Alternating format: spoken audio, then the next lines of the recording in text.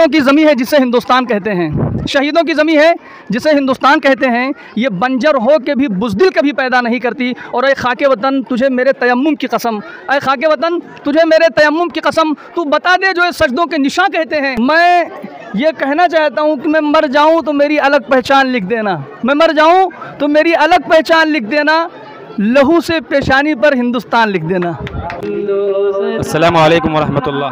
वालेकुम अस्सलाम वरहमतुल्लाह। जी, आपके गांव में यौम आज़ादी हम देख रहे हैं बड़े ज़ोर शोर से और जोश व खरोश से मनाई जा रही है, तो ऐसी लगन और ऐसा जोश इस गांव में कैसे पैदा हो गया?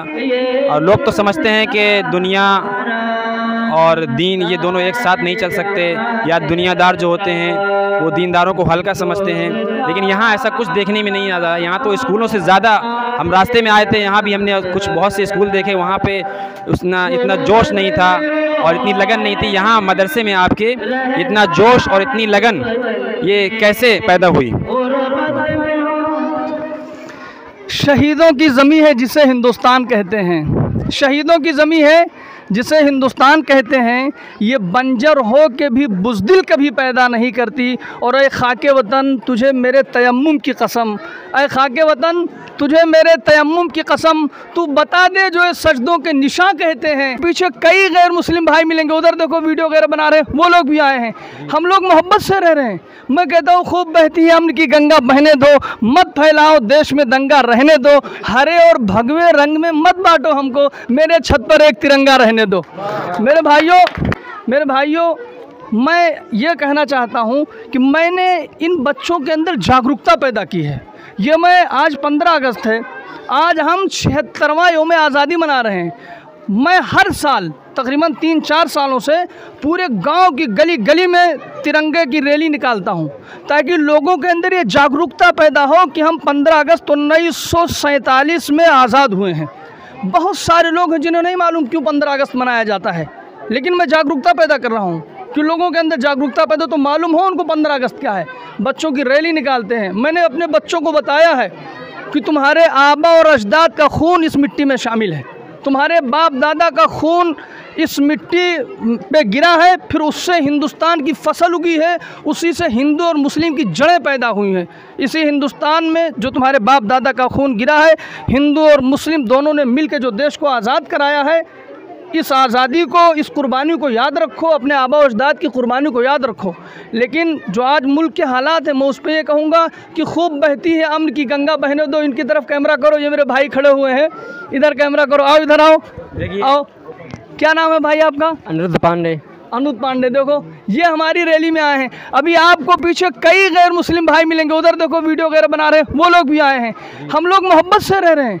मैं कहता हूँ खूब बहती है अमन की गंगा बहने दो, मत फैलाओ देश में दंगा रहने दो, हरे और भगवे रंग में मत बांटो हमको, मेरे छत पर एक तिरंगा रहने दो।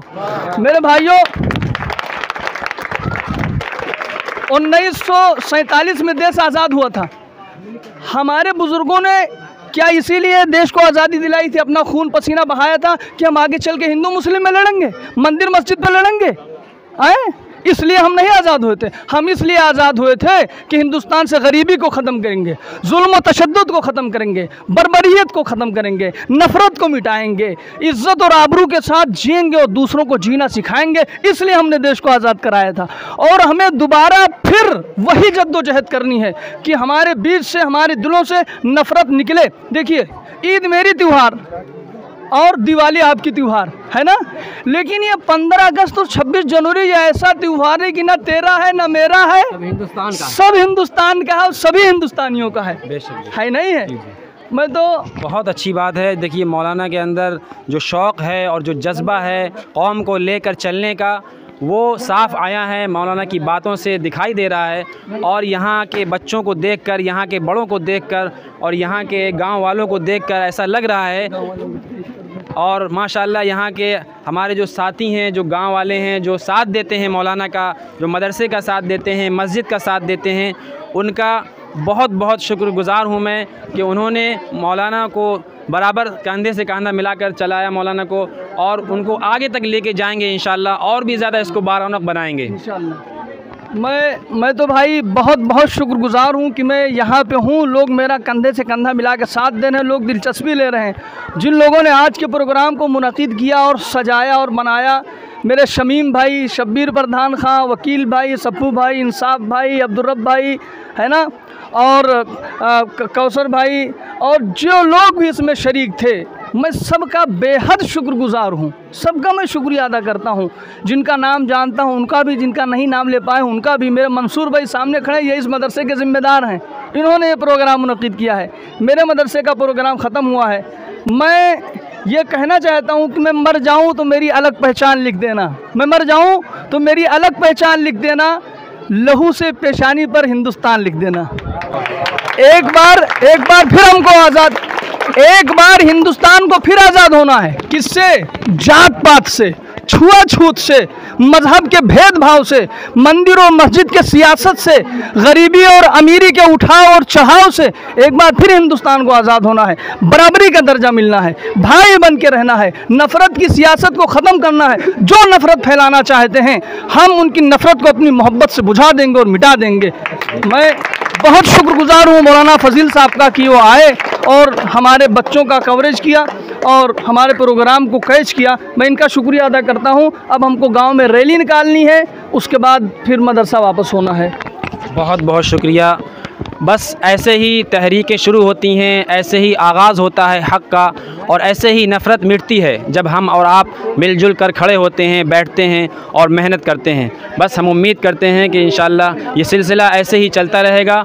और जी, अगर ये मैं कहना चाहता हूँ, मुझे याद आता है इस नफ़रत की सियासत में, मुझे दो शेर याद आते हैं कि अगर खिलाफ है तो होने दो, जान थोड़ी है। हमारे बुज़ुर्गों ने आज़ादी दिलाई थी, इसलिए आज़ादी नहीं दिलाई थी कि मंदिर और मस्जिद की सियासत होगी।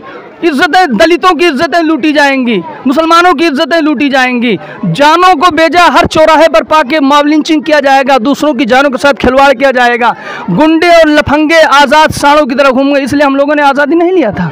आज एक हमारे खिलाफ नफ़रत की हवा चल गई है। सबसे ज़्यादा मुसलमानों ने मुल्क की आज़ादी के लिए कुर्बानी दिया। हिंदुस्तान की पूरी तारीख़ में मैं कहता हूँ, अगर किसी RSS के कोई एक आदमी ये बता दे कि उसके बाप दादा ने अंग्रेज़ों की आंखों से आंख मिलाकर बात किया है, मैं कहता हूँ, चैलेंज करता हूँ, वो नहीं दिखा सकता है, नहीं दिखा सकता है। किसी मुसलमान को कोई ये बता दे कि उसने अंग्रेज़ के साथ गद्दारी की है।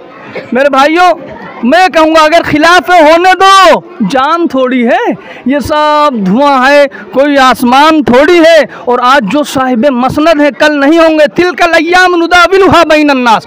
एक दौर था अंग्रेज़ों का, वो चले गए। एक दौर था मुग़लों का, वो चले गए। एक दौर था तुगलक का, वो चले गए। फ़िरौन का भी दौर था, वो चले गए। सबका खात्मा होगा, सबको जाना है। अगर खिलाफ होने दो, जान थोड़ी है। ये सब धुआं है, कोई आसमान थोड़ी है। जो आज साहिब मसनद है कल नहीं होंगे, किराएदार हैं, ज़ाती मकान थोड़ी है। और सभी का खून है शामिल यहाँ की मिट्टी में। हिंदू, मुस्लिम, सिख, ईसाई, बौद्ध, जैन, पारसाई, सभी का खून है शामिल यहाँ की मिट्टी में। किसी के बाप का हिंदुस्तान थोड़ी है। जिस दिन वो वक्त आ गया कि हिंदुस्तान पे किसी भी मुल्क ने, हम पाकिस्तानी थोड़ी हैं, हम कहाँ जाएंगे पाकिस्तान। मेरा जूता और पाकिस्तान से जंग का सबसे अगली सफ में हमको पाओगे तुम। हम नहीं है पाकिस्तान के। यही ईमान लिखते हैं, यही ईमान पढ़ते हैं। हमें कुछ और मत पढ़वाओ, हम कुरान पढ़ते हैं। यही के सारे मौसम हैं, यही के सारे मंजर हैं। वो पागल है जो इन आँखों में पाकिस्तान पढ़ते हैं। मैं पाकिस्तानी नहीं हूँ, मैं हिंदुस्तानी हूँ। जो पाकिस्तान गए वो तो हिंदुस्तान के थे ही नहीं, तभी तो गए। मैं हिंदुस्तानी हूँ, मेरा खून हिंदुस्तान की ज़मीन पे गिरेगा, मेरी लाश हिंदुस्तान की ज़मीन में दफन होगी। मैं ये नहीं गवारा करता हूँ कि मेरी लाश के ढांचे को और हड्डियों को पाकिस्तान ले जाए, ये भी नहीं गवारा करूँगा मैं। जिंदाबाद, जिंदाबाद, जिंदाबाद, जिंदाबाद।